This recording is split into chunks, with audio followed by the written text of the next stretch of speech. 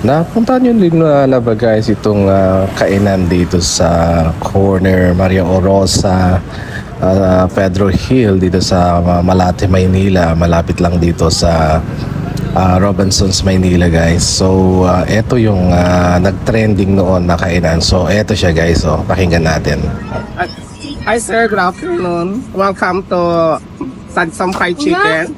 My name is Red Dragon of Malati. Mayroon po kaming Sadsam of the Paris Overload with only rice, with drinks, 100 pesos only. Masarap po yan, chicharong bulaklak, lechon kawali. Tapos dito yung Sadsam Fried Chicken namin, yung mayroon, nag-vlog na po kami ni Ryan Gataway na chicken loriat sa pork chop loriat. At saka yung quality ng manok namin dito, masarap talaga. Binibigay namin yung kung magkano ang binibigay ng customers namin, binabalikan po namin kasi masarap talaga. At saka hindi lang sa pagkain, service mo talaga. Actually, naka more than 10 times na akong naririto.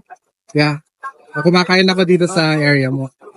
Thank you, So thank you yun guys, inaanyayahan namin kayong pumunta dito sa Maria Orosa Corner, Pedro Hill.